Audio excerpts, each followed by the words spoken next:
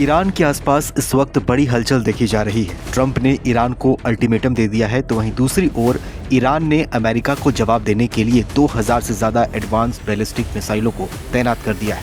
ऐसे में अब ईरान अमेरिका के बीच युद्ध की उल्टी गिनती शुरू हो गई है। ईरान ने अमेरिका को चेतावनी देते हुए कहा है कि वो अमेरिका के सभी हमलों का जवाब देने के लिए तैयार है। ईरान की मदद के लिए मुस्लिम देश भी अब सामने आ रहे हैं। मतलब स्थिति साफ है कि मिडिल ईस्ट अब सबसे बड़े युद्ध के मुहाने पर खड़ा है, जो कभी भी शुरू हो सकता है। हालांकि ईरान को लेकर अमेरिका का मकसद साफ है। ट्रंप किसी भी हालत में ईरान की सत्ता से खamenei को हटाना चाहते हैं। ईरान के पास इस वक्त अनुमानित 2000 से ज्यादा मीडियम रेंज बैलिस्टिक मिसाइलें होने का अनुमान है, जिससे वो मिडिल ईस्ट में किसी भी अमेरिकी सैन्य अड्डे पर भीषण हमला कर सकता है। इसके अलावा ईरान के पास कम दूरी की मिसाइलों का भी एक बड़ा भंडार है, जिससे वो खाड़ी में अमेरिकी ठिकानों और होर्मुज़ जलडमरू में जहाज़ों पर हमले कर सकता है। हालांकि इन मिसाइलों की सही संख्या को लेकर कोई पुख्ता जानकारी अभी तक सामने नहीं आई है, क्योंकि अलग अलग खुफिया रिपोर्ट्स में अलग अलग आंकड़े बताए जा रहे हैं।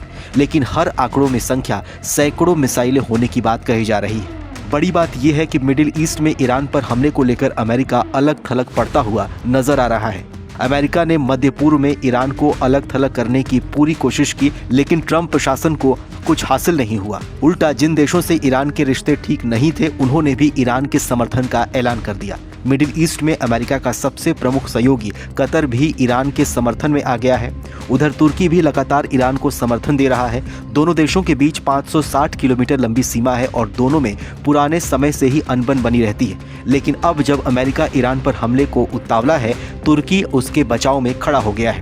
तुर्की ने अपनी पुरानी दुश्मनी को एक तरफ रखकर ईरान का साथ देने का फैसला किया है। इस तनाव के बीच ईरान के राष्ट्रपति और सऊदी अरब के क्राउन प्रिंस के बीच भी बातचीत हुई है। बातचीत के दौरान ईरानी राष्ट्रपति ने सऊदी क्राउन प्रिंस से कहा कि अमेरिका का ईरान को धमकी देना केवल अस्थिरता पैदा करेगा। सऊदी प्रिंस ने भी ईरान के समर्थन की बात कही है, तो दूसरी ओर यूएई भी लगातार ईरान का समर्थन कर रहा है। उसने भी साफ कर दिया है कि वो ईरान के खिलाफ किसी भी शत्रुतापूर्ण सैन्य कार्रवाई के लिए अपने हवाई क्षेत्र, जमीन या फिर जल क्षेत्र के इस्तेमाल की अनुमति नहीं देगा। यानी अब मिडिल ईस्ट में स्थिति जटिल होती जा रही है। लग रहा है कि अमेरिका का ईरान से भिड़ना ट्रंप को भारी पड़ सकता है।